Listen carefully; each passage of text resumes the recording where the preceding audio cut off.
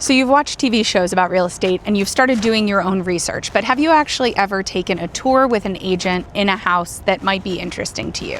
We're in Short Hills today and I'm going to take you through my listing, but I'm going to show you what I would point out to buyers.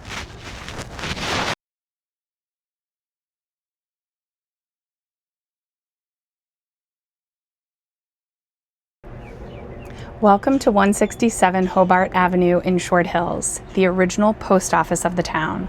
Come on inside.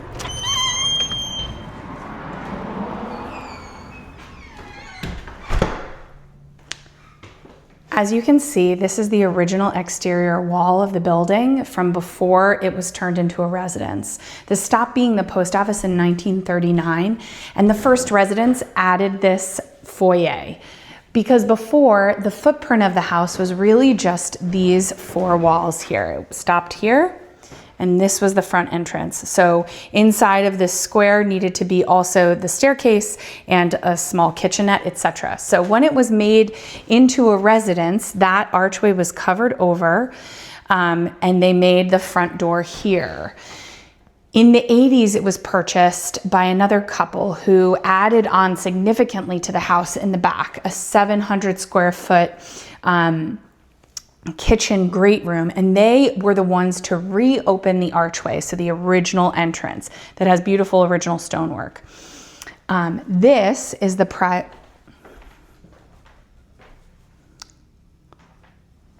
living room that flows right into the dining room. Beautiful formal space, obviously needs some cosmetic updates, but the actual space and ceiling height are fantastic. As we continue through the house, you will see this is where the galley kitchen existed before the 80s when this room was added.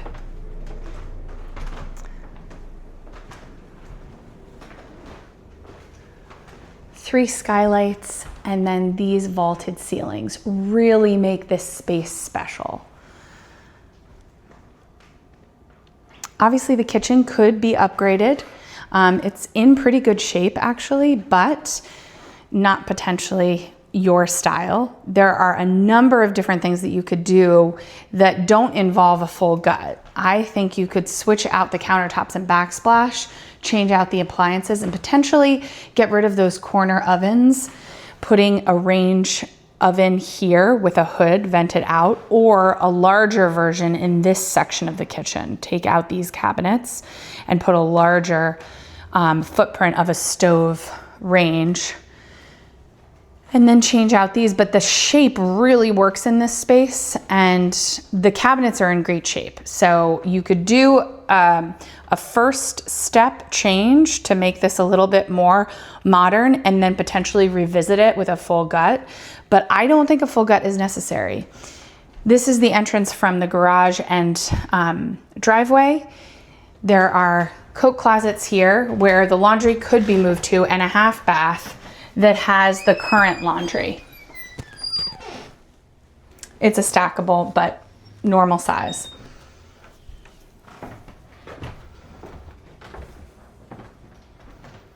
The flow, the entertaining flow on this floor is really just spectacular. This is a private patio off the back. It was done in pavers in the last 20 years. It's really special. Let me just show you. Again, a path from the driveway to your own private oasis. Fantastic with lawn furniture, tables. It's an amazing entertainment space. And this is like your own little private garden trail that goes towards the street and your turnaround. In the distance is the train station and the Rackets Club, which is a private tennis and pool club in town.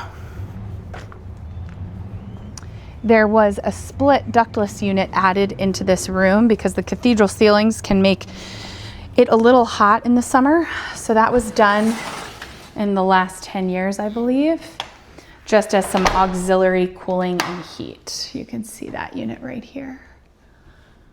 The light is just spectacular in this home, and especially in this room.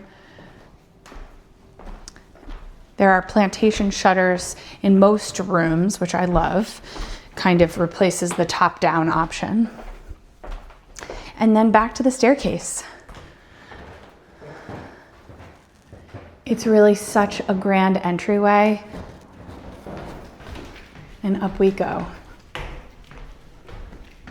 Now in the 80s, when the large kitchen great room was added, they also divided or got rid of the division on the second floor. So they took down a wall and made one large primary suite taking up most of the floor.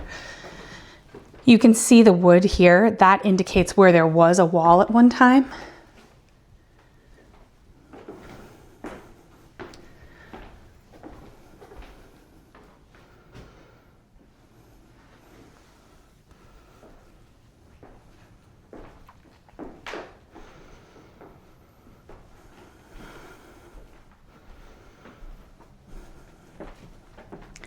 Here we're looking out at the roof of the great room, and in fact, if you look down, those are the skylights and where you could easily put a vent hood. Now the primary bath needs a renovation, and it could actually come out to this wall, so you could make it significantly larger.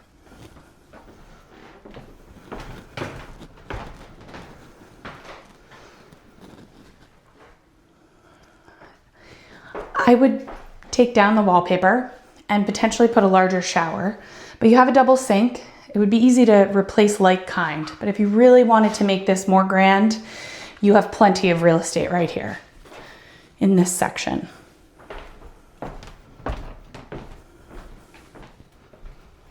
There are 7 closets in this room. Okay, so now we come to the landing that goes up to the 3rd floor. A nice view of the train station in the background. And up we go. Again, wallpaper could be removed here and carpet. You could do a new runner. The bathroom on this floor has carpet in it. Kind of amazing.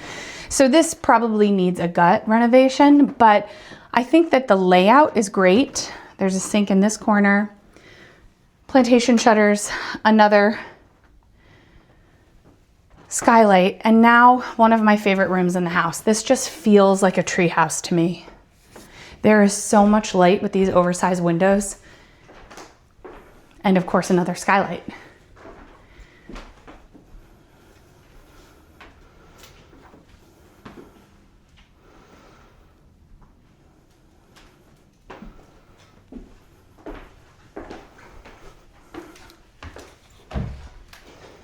A large double closet. The light. I can't get over the light. And then the 3rd bedroom is also a significant size. This is a double bed, and you can see from this corner, there's quite a bit of space in the room still for a chair, a desk. These closets all interconnect and are quite large for storage. You can kind of get a sense in here how big it is. In any case, the potential here is great. If you don't need a 4th bedroom, I would keep that 2nd floor as the primary. These floors are so beautiful. The original wide plank.